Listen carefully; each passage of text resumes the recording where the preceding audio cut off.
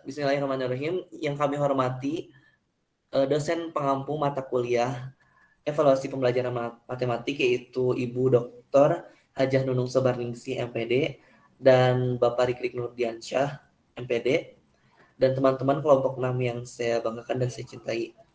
Alhamdulillah pada hari ini kita dapat berkumpul di virtual Gmeet ini untuk mempresentasikan tentang kemampuan daya matematis. Nah, di kelompok 6 ini pada kelas 5B terdapat beberapa orang, yaitu yang pertama, ada Komalasari, dan yang kedua ada Muhammad Figur, yang ketiga ada Muludin Rafiq, yang keempat ada Nabila Dwi Utari, yang kelima ada Nova Sri Novita, yang keenam ada Permas Puspa, dan yang terakhir ada Resia Putri. Nah, untuk terkait materi untuk menjelaskan terkait judul yang tadi akan langsung diserahkan kepada kelompok 6. Dan yang pertama akan dijelaskan oleh Saudara Figur.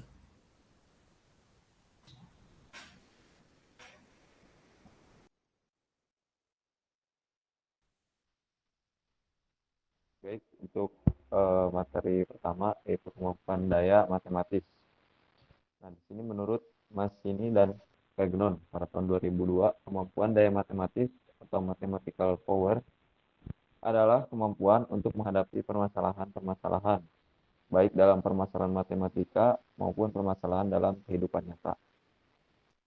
Sedangkan menurut National Council of Teachers of Mathematics atau yang bisa disingkat NCTM, merupakan sebuah organisasi guru matematika di Amerika Serikat. Kemampuan daya matematis menurut NCTM adalah pengetahuan dan keterampilan dasar yang diperlukan untuk dapat melakukan manipulasi matematika meliputi pemahaman konsep dan pengetahuan prosedural. Nah, di sini ada juga ya jenis kemampuan daya matematis menurut NCTM. Nah, NCTM juga merumuskan 5 jenis kemampuan daya matematis yang dikenal dengan istilah yang pertama itu ada kemampuan pemecahan masalah atau problem solving. Nah, yang kedua ada kemampuan penalaran atau reasoning. Yang ketiga ada kemampuan berkomunikasi atau communication. Yang keempat ada kemampuan koneksi atau connection. Dan yang terakhir ada kemampuan representasi atau representation. Nah, sedangkan menurut Van de Waal, mengajar matematika yang mencerminkan kelima standar proses merupakan pengertian terbaik dari mengajar matematika menurut NCTM. Oleh karena itu, bagi guru mutlak adanya untuk menguasai keterampilan di standar proses tersebut dalam mengajar. Nah, jadi menurut Van de Waal ini,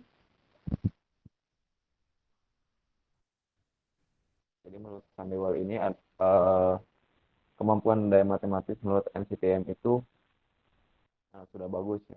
Jadi guru-guru di Amerika sana itu sudah harus memenuhi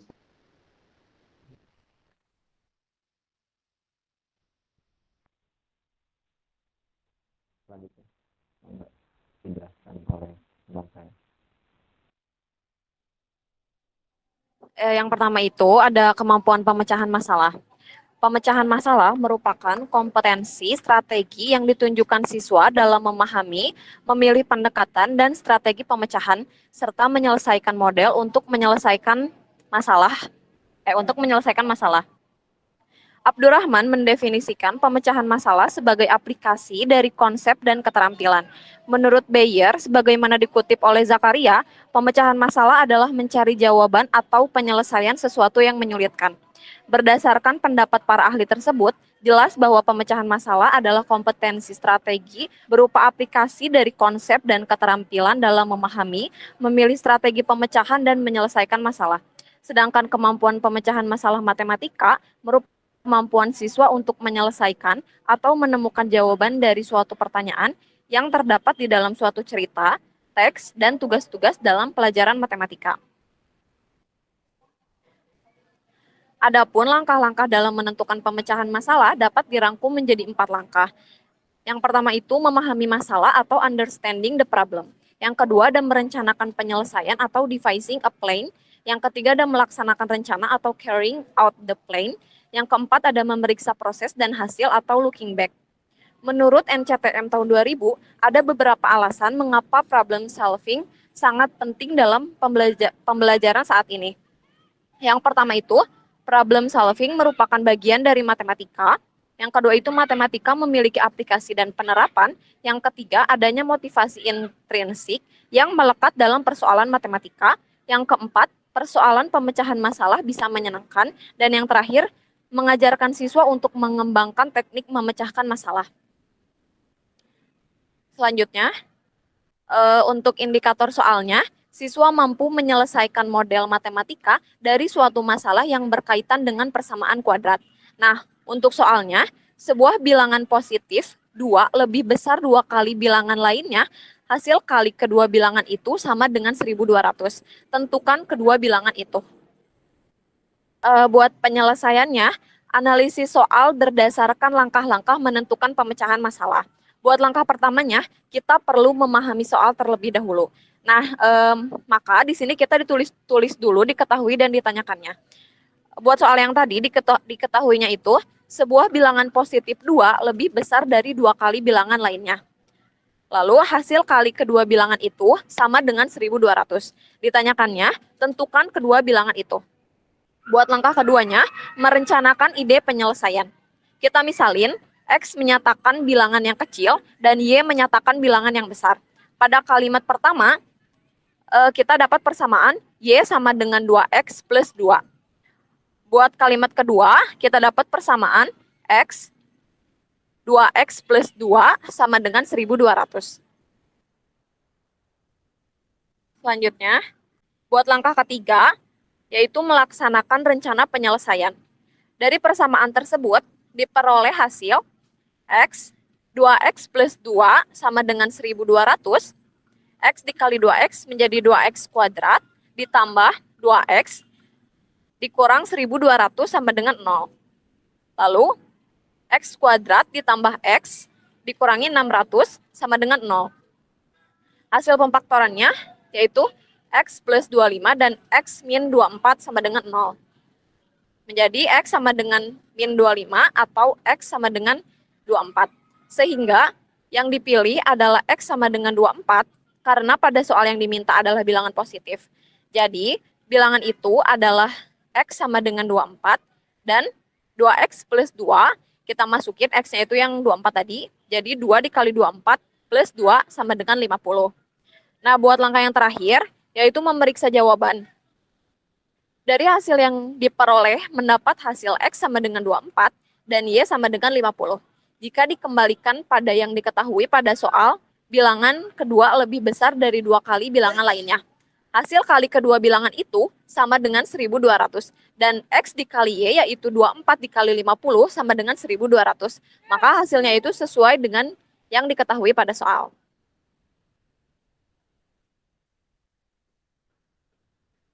Selanjutnya akan dilanjutkan oleh teman saya. Baik, selanjutnya yang kedua yaitu penalaran matematis. Menurut UNO, pada tahun 2008, kemampuan adalah merujuk pada kinerja seseorang dalam suatu pekerjaan yang bisa dilihat dari pikiran, sikap, dan perilakunya. Menurut Kopi, penalaran merupakan kegiatan, proses, atau aktivitas berpikir untuk menarik suatu kesimpulan atau membuat suatu pernyataan baru berdasarkan pada beberapa pernyataan yang diketahui benar ataupun yang dianggap benar yang disebut premis. Fajar Sidik tahun 2007. Berdasarkan pengertian tersebut, dapat disimpulkan bahwa kemampuan penalaran adalah kinerja seseorang dalam menggunakan nalar atau kinerja seseorang dalam berpikir logis. Jadi berpikir untuk menarik suatu kesimpulan berdasarkan pada pernyataan yang diketahui benar ataupun yang dianggap benar tadi yang disebut premis. Selanjutnya, penalaran matematis adalah kemampuan menganalisis, menggeneralisasi, mensintesis atau mengintegrasikan, memberikan alasan yang tepat, dan menyelesaikan masalah tidak rutin. Gardner tahun 2006. Masalah tidak rutin itu maksudnya adalah masalah yang tidak mudah untuk dikerjakan siswa. Jadi perlu adanya keterampilan untuk dapat memecahkan masalah tersebut.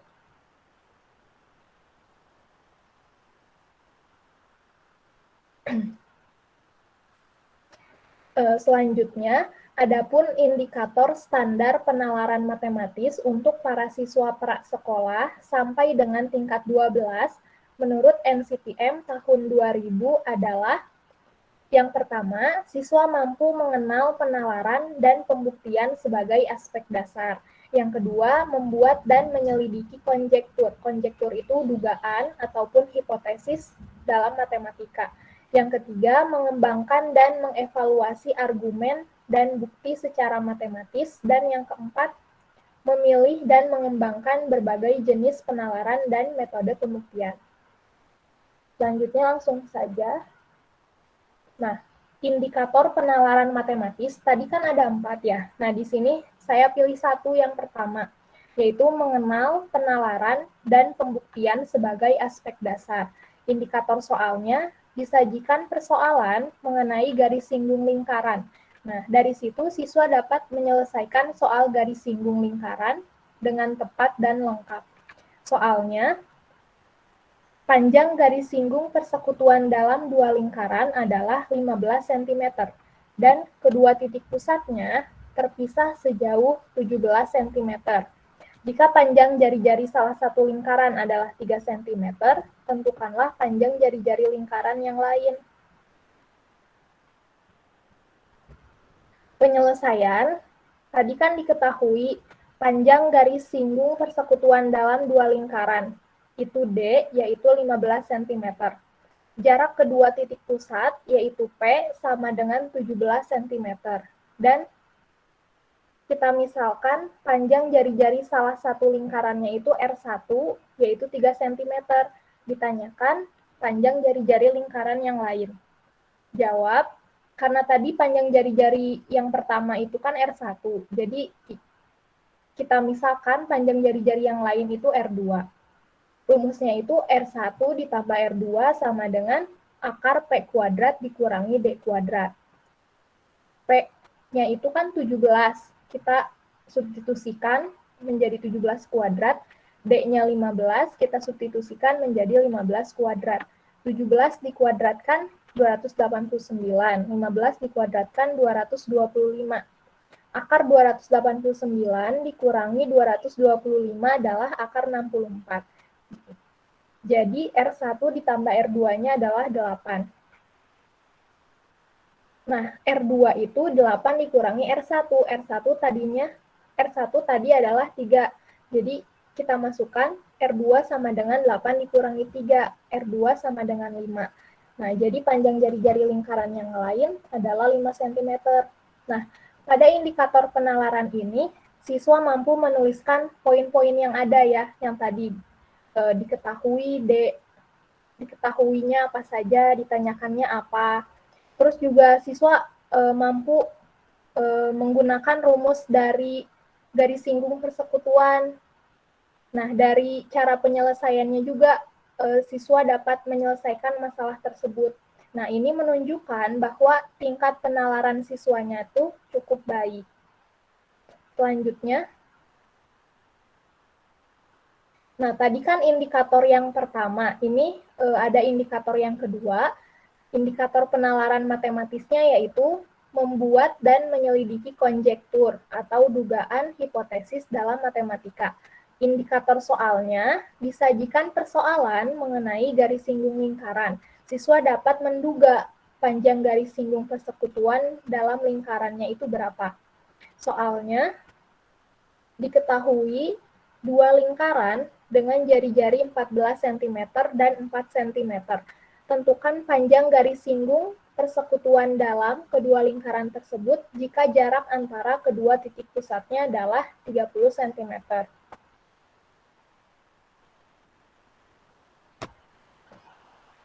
Penyelesaian diketahui panjang jari-jari lingkaran yang pertama atau R besar adalah 14 cm.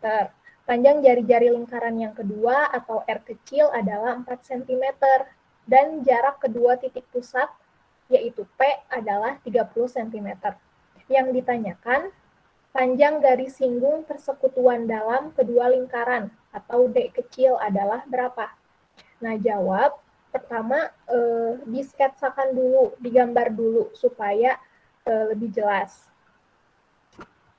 Nah, lalu kita masukkan yang diketahui ke dalam rumus. Rumusnya itu D sama dengan akar P kuadrat dikurangi R besar ditambah R kecil dikuadratkan. P-nya 30, kita substitusikan. R-nya, R besarnya 14, disubstitusikan, dan R kecilnya 4. Lalu di sini 14 ditambah 4, jadinya kan 18. Jadi D sama dengan akar 30 kuadrat dikurangi 18 kuadrat. 30 kuadrat itu 900, 18 kuadrat itu 324. Jadi D sama dengan akar 576. Jadi D sama dengan 24.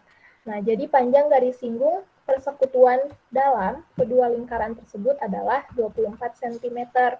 Nah, pada indikator penalaran ini, siswa juga dapat menuliskan poin-poin yang ada ya, yang tadi, yang diketahui dan yang ditanyakan. Kemudian siswa membuat sketsa gambar untuk membantu proses penyelesaian. Nah, siswa dapat menentukan rumus yang tepat untuk menyelesaikan masalah tersebut. Di akhir penyelesaian, siswa juga dapat menarik sebuah kesimpulan dengan tepat. Nah, hal ini menunjukkan bahwa siswa dapat menduga panjang garis singgung persekutuan dalam lingkaran. Jadi, sesuai ya sama indikator yang telah disebutkan tadi. Sekian dari saya, selanjutnya akan dijelaskan oleh teman saya. Terima kasih. Baik, materi selanjutnya yaitu komunikasi matematis. Menurut Wikipedia, komunikasi adalah suatu proses penyampaian informasi, pesan, ide, gagasan dari suatu pihak kepada pihak lain. Fitriana Isnarto dan Ardi Prabowo berpendapat bahwa komunikasi matematis merupakan kecakapan seseorang dalam mengungkapkan pikiran mereka dan bertanggung jawab untuk mendengarkan, menafsirkan, bertanya, dan menginterpretasikan antara ide satu dengan ide-ide yang lain dalam memecahkan masalah, baik itu pada kelompok, diskusi, maupun di kelas. Nah, melalui komunikasi, ide-ide menjadi objek yang dapat direfleksikan, diperbaiki, didiskusikan, dan dikembangkan. Nah, proses komunikasi juga membantu membangun makna dan mempermanenkan ide-ide serta dapat memperumum atau menjelaskan ide-ide. Nah, kemampuan komunikasi matematis siswa adalah kemampuan siswa dalam mengekspresikan di mana siswa dapat menyatakan ide-ide matematika menggunakan simbol atau bahasa matematika secara tertulis sebagai representasi dari suatu ide atau gagasan, dapat melukiskan atau menggambarkan dan membaca gambar, diagram, grafik, maupun tabel, serta pemahaman matematika di mana siswa dapat menjelaskan masalah dengan memberikan argumen terhadap permasalahan matematika yang diberikan.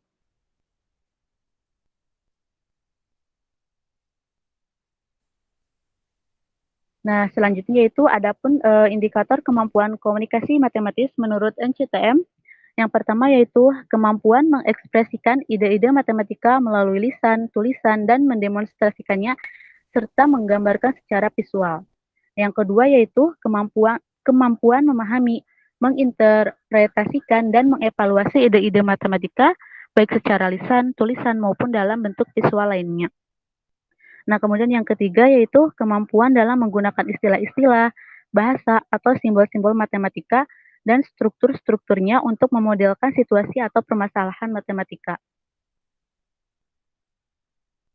Nah, untuk soal indikator komunikasi matematisnya yaitu menjelaskan situasi dan relasi matematika secara lisan atau tulisan menggunakan bentuk aljabar, gambar, maupun persamaan. Nah, indikator soalnya yaitu disajikan permasalahan nyata dalam bentuk aljabar, siswa diharap menyelesaikan masalah nyata pada operasi bentuk aljabar. Nah, soalnya yaitu Pak Mansur memberi 600 koin kepada ketiga anaknya. Nah, anak yang kedua diberi 25 koin lebih banyak dari yang anak ketiga. Anak yang pertama mendapatkan 3 kali dari anak yang kedua. Nyatakan kalimat tersebut dalam bentuk aljabar dan tentukan berapa banyak koin yang diterima anak ketiga. Untuk penyelesaiannya, langkah yang pertama yaitu kita misalkan dulu koin yang diterima anak ketiga, yaitu sama dengan X. Nah, kemudian yang diketahuinya itu jumlah koinnya itu ada 600. Kemudian koin anak kedua itu koin anak kedua itu ada 25 koin lebih banyak dari yang anak ketiga. Jadi 25 ditambah X. Kemudian koin anak pertama yaitu mendapatkan 3 kali dari anak yang kedua. Jadi bentuk aljabarnya yaitu 3 dikali 25 tambah X yaitu 75 ditambah 3X.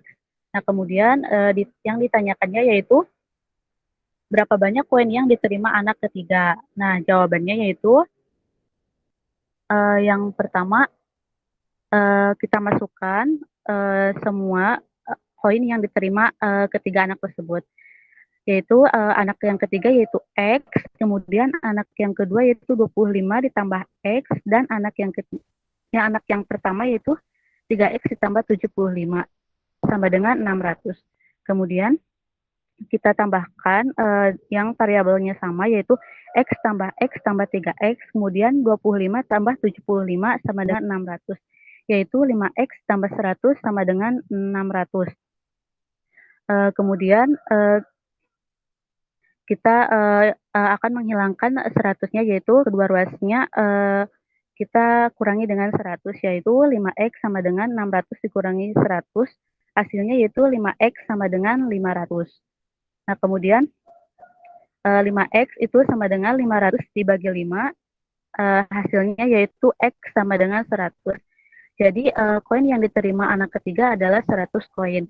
Nah, dari soal di atas, kita bisa melihat kemampuan komunikasi matematisnya sesuai indikator, yaitu jika siswa bisa memisalkan dari soal, kemudian bisa membuat bentuk aljabar dari kalimat yang ada di dalam soal. Cukup sekian yang bisa saya sampaikan. Untuk materi selanjutnya akan disampaikan oleh rekan saya. Yang pertama, pengertian dari koneksi matematis itu sendiri, yaitu koneksi dalam bahasa Inggris diartikan hubungan, sedangkan secara umum koneksi diartikan sebagai suatu hubungan atau keterkaitan. Nah, koneksi matematis adalah hubungan atau keterkaitan dengan ilmu matematika. Artinya, koneksi matematis adalah keterkaitan antara konsep-konsep matematika yang berhubungan dengan matematika itu sendiri dan keterkaitan antara matematika dengan kehidupan sehari-hari. Kemudian, adapun menurut Adira Kasiwi tahun 2018, koneksi matematika dapat diartikan sebagai keterkaitan secara internal dan eksternal, di mana keterkaitan secara internal ini merupakan keterkaitan antara konsep-konsep matematika, yaitu berhubungan dengan matematika itu sendiri, dan keterkaitannya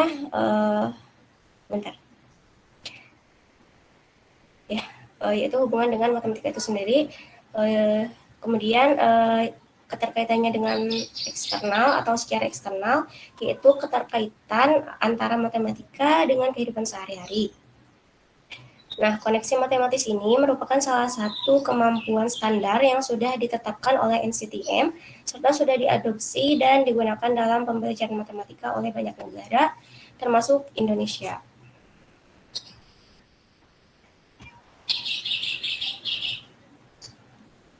Nah, selanjutnya, adapun indikator dari koneksi matematis ini menurut NCTM tahun 2000 adalah penekanan pembelajaran matematika pada kemampuan siswa yang meliputi yang pertama itu mengenali dan menggunakan hubungan antara ide-ide matematika. Nah, yang kedua, memahami bagaimana ide-ide matematika saling berhubungan dan membangun satu ide ke ide lain untuk menghasilkan suatu kesatuan yang utuh. Kemudian yang ketiga, mengenali dan mengaplikasikan konsep-konsep matematika di luar matematika. Tahapan koneksi matematis menurut Setiawan, Suyitno, dan Susilo tahun 2017 mengemukakan bahwa aspek-aspek yang berkaitan dengan koneksi matematis diasumsikan ke dalam tiga aspek. Nah, aspek yang pertama itu ada unifying terms. Kemudian ada mathematical process. Dan yang ketiga mathematical connector. Bentar. Nah, yang pertama itu unifying terms ini atau penyatuan tema-tema. Nah, seperti penyatuan yang dimaksud di sini yaitu seperti perubahan, penyatuan tema-tema seperti perubahan atau change. Data dan bentuk set dapat digunakan untuk menarik perhatian terhadap sifat dasar matematika yang berkaitan. Seperti hubungan antara aljabar, geometri, matematika diskrit, kemudian juga kalkulus. Kemudian yang kedua yaitu mathematical process atau proses matematis. Nah, aspek proses matematis dari koneksi matematis ini meliputi representasi aplikasi, problem solving, dan reasoning. Kemudian yang ketiga, mathematical connectors atau konektor matematis. Nah, seperti fungsi, matrik, algoritma, kemudian grafik, variabel, perbandingan, dan transformasi. Nah, ini merupakan ide-ide matematis yang menjadi konektor ketika mempelajari topik-topik matematika dengan spektrum yang luas. Nah, selanjutnya ada koneksi matematis.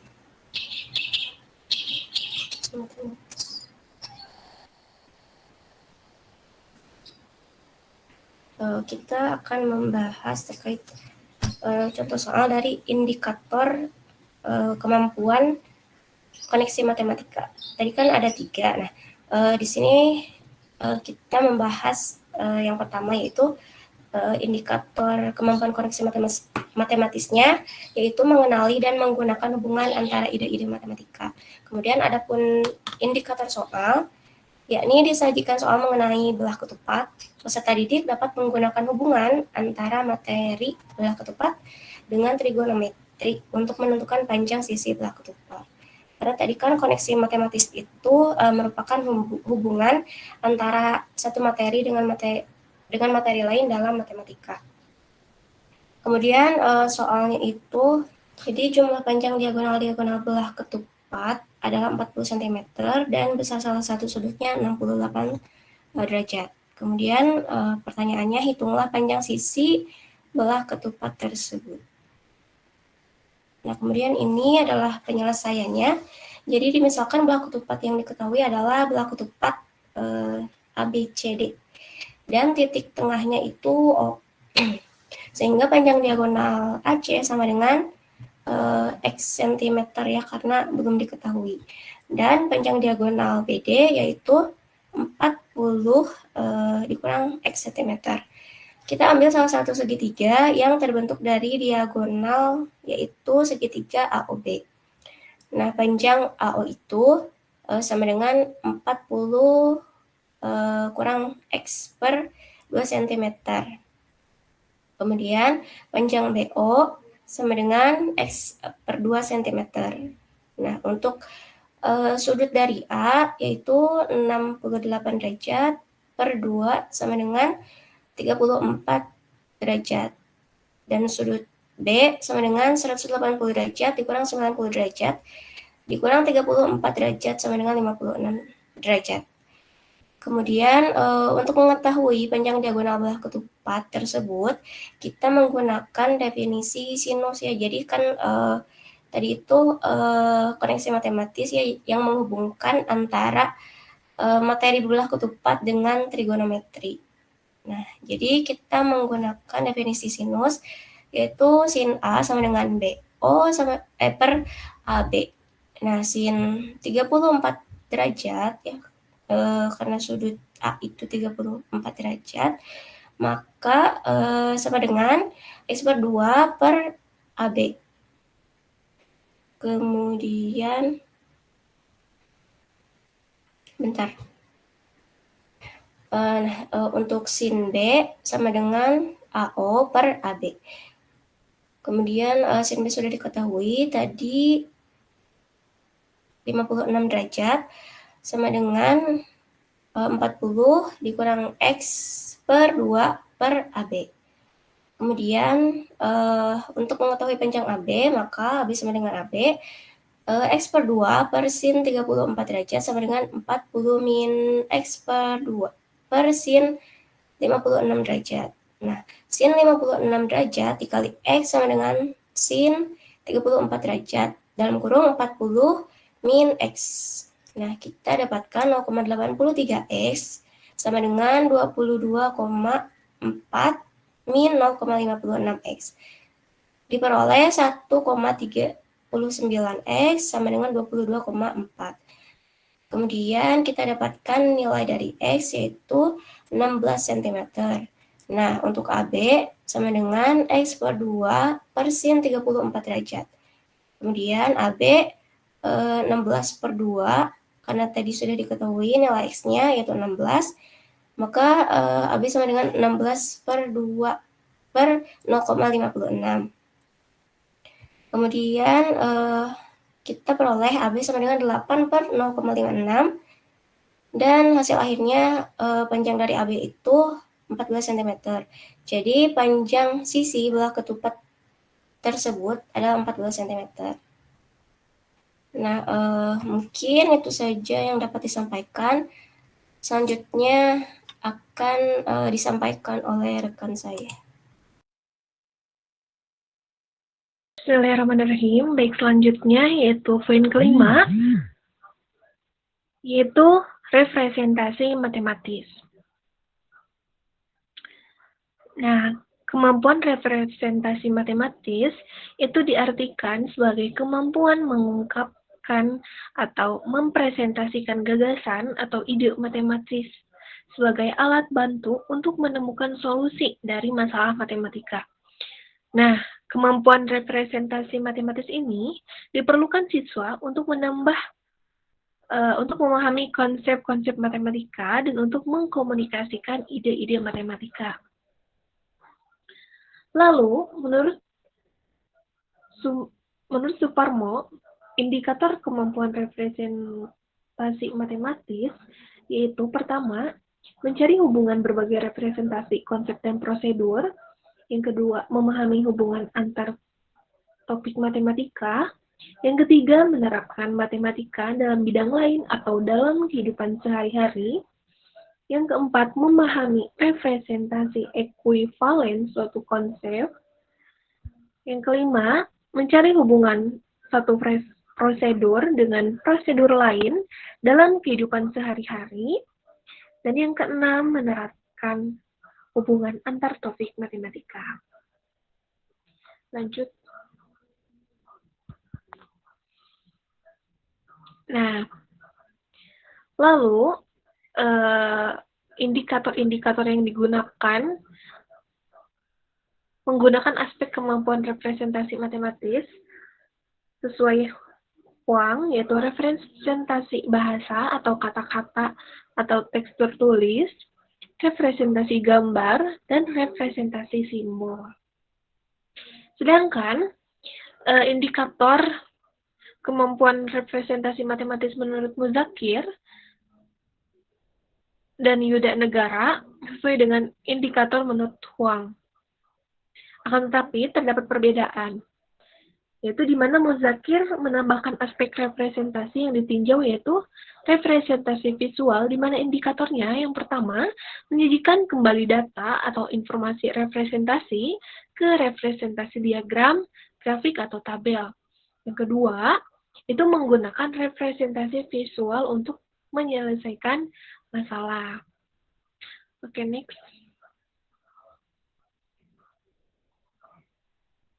Nah,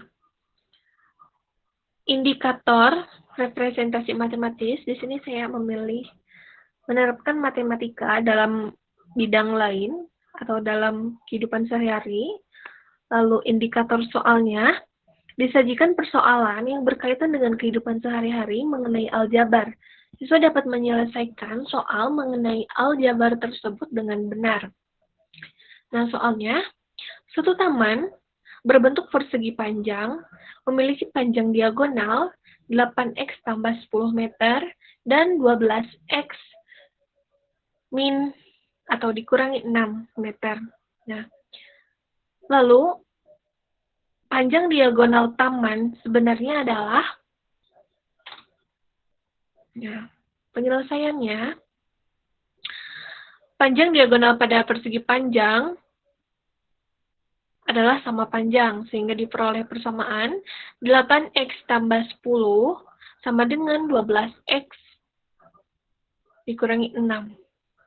Nah, selanjutnya kita mencari nilai x, di mana kita bisa memindahkan yang bernilai x ke ruas kiri.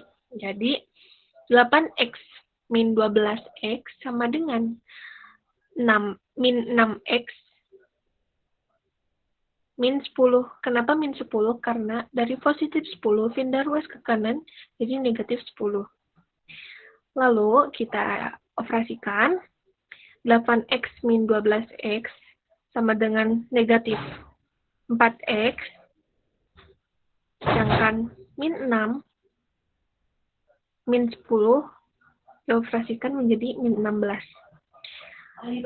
Lalu keduanya dibagi min 4. 4x dibagi min 4 sama dengan x. Min 16 dibagi min 4 sama dengan 4. Sehingga panjang diagonal taman sebenarnya adalah, nah, x di sini kita masukkan ke persamaan yang awal, yaitu 8x positif 10 atau ditambah 10. Sama dengan 8 dikali, karena x-nya 4, jadi 8 dikali 4 tambah 10. 8 dikali 4 sama dengan 32, ditambah 10 sama dengan 42. Sekian dari saya kembalikan kepada moderator. Baik, alhamdulillah untuk penyampaian materi mengenai kemampuan daya matematis pada kelompok 6 telah selesai kita sampaikan, dan terima kasih dan mohon maaf apabila terdapat banyak kesalahan dari kelompok 6. Sekian dari kami. Wabillahi taufiq wal hidayah. Wassalamualaikum warahmatullahi wabarakatuh. Waalaikumsalam warahmatullahi Waalaikumsalam warahmatullahi wabarakatuh.